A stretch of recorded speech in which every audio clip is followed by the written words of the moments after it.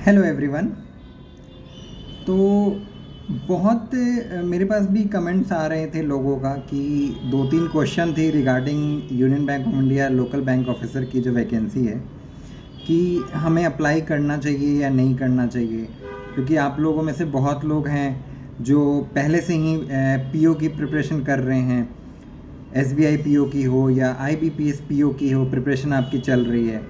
उस बीच आपने ये एक लोकल बैंक ऑफिसर की वैकेंसीज देखी जो पहले हमारे इंडियन बैंक ने निकाला, अभी यूनियन बैंक ने निकाला।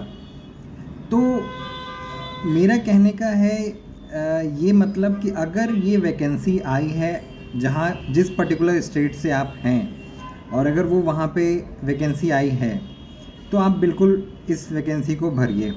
आपके लिए तो एक गोल्डन अपॉर्चुनिटी है, क्योंकि अगर आप 2 महीने बाद या 1 महीने बाद आप एसबीआई पीओ भी देते हैं तो जैसा कि मैंने आपको पहले ही बताया था कि आपके लिए पीओ में पैन इंडिया आपके लिए मतलब आपके लिए बैंक कहीं भी आपको पैन इंडिया में पोस्टिंग दे सकता है। इसमें आपके लिए एक एडेड एडवांटेज, सबसे बड़ी एडवांटेज यही है जो बैंक खुद भी देख रही है कि उसे उस पर्टिकुलर एरिया या उस पर्टिकुलर स्टेट का लोकल एम्प्लॉयज़ चाहिए। तो मेरा आपको सजेशन यही रहेगा कि अगर ये वैकेंसी आपके स्टेट में आई है तो आप बिल्कुल जाइए, इसके लिए आप अप्लाई करें और आप अपनी प्रिपरेशन करें, क्योंकि ये वैकेंसी है और ये जो अपॉर्चुनिटी है वो स्केल 1 की है, जो कि आपको अदर मतलब स्केल 1 ऑफिसर की पोस्ट है। इसके अलावा जो लोग बाहर हैं, जो लोग दूसरे स्टेट में हैं या उनके स्टेट में ये वैकेंसी नहीं आई है, आप अगर दूसरे स्टेट से अगर आप फॉर्म फिल कर रहे हैं तो एक चीज़ का ध्यान रखिएगा, क्योंकि इसमें एक क्राइटेरिया ये भी है, एलपीटी टेस्ट भी होगा आपका। अगर आप उसमें नोटिफिकेशन में देखेंगे तो एलपीटी को भी इन्होंने सिलेक्शन प्रोसेस में ही डाला है। उसमें आपका नोटिफिकेशन में ये मेंशन है कि अगर फॉर एग्ज़ाम्पल हमारे पास हरियाणा में वैकेंसी नहीं आई है, तो अगर कोई हरियाणा से किसी और स्टेट में जहाँ पे आई है, गुजरात में आई है या तमिलनाडु उड़ीसा में आई है, तो अगर कोई भी नॉर्थ हो, दिल्ली का हो, चंडीगढ़ का हो, वो अगर किसी और स्टेट में जाकर फॉर्म भर रहे हैं तो इस चीज़ का आप ध्यान रखिएगा कि जो लोकल लैंग्वेज है वहाँ की वो आपको बहुत अच्छे तरीके से आनी चाहिए। उसका लेवल बहुत टफ नहीं होगा, बट क्योंकि इन्होंने अपने नोटिफिकेशन में ये मेंशन किया हुआ है कि रिटन अगर आप क्वालिफाई करते हैं, अगर आपका रिटन एग्ज़ाम निकलता है, उसके बाद जब आपका इंटरव्यू होगा, जब इंटरव्यू होने से पहले जब आपकी डॉक्यूमेंट वेरिफिकेशन होती है, उसी दिन आपका लैंग्वेज प्रोफिशिएंसी टेस्ट होगा, एलपीटी। और अगर वहाँ पे आप क्वालिफाई नहीं करते हैं तो आपको पर्सनल इंटरव्यू देने नहीं दिया जाएगा। ये इन्होंने साफ साफ अपने नोटिफिकेशन में लिखा हुआ है।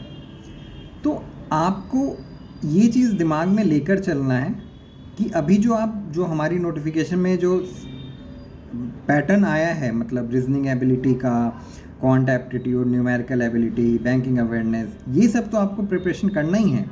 बट ये उन कैंडिडेट के लिए एक एक्स्ट्रा हो जाता है कि अगर वो किसी पर्टिकुलर स्टेट में हैं जहाँ से वो बिलोंग करते हैं, वहाँ पे इस बार वैकेंसी नहीं आई है और वो किसी और स्टेट में अप्लाई कर रहे हैं, तो आप बिल्कुल करिए।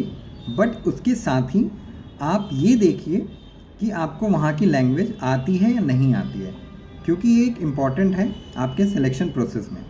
क्योंकि अगर आप रिटन के लिए मेहनत कर रहे हैं तो साथ ही साथ आप वहाँ के लोकल लैंग्वेज के लिए भी आप मेहनत करिए, क्योंकि अगर वो क्वालिफाई नहीं होगा तो आप इंटरव्यू आपको देने नहीं दिया जाएगा। और जो कैंडिडेट वहाँ की लोकल हैं, जो अपने पर्टिकुलर जिनके स्टेट में वैकेंसी आई है, वो अपनी प्रिपरेशन बिल्कुल नहीं रोकें और ये आपके लिए बहुत गोल्डन अपॉर्चुनिटी है। आप इसमें फॉर्म भरें और लैंग्वेज और इसकी जो मतलब लेवल ऑफ एग्ज़ाम भी होने वाला है वो ज़्यादा मतलब नहीं, बट हाँ, आईबीपीएस पीओ अगर आप प्रिपरेशन कर रहे हैं, आप एसबीआई पीओ के लिए प्रिपरेशन कर रहे हैं, तो आपके लिए ये एग्ज़ाम भी ज़्यादा टफ नहीं है।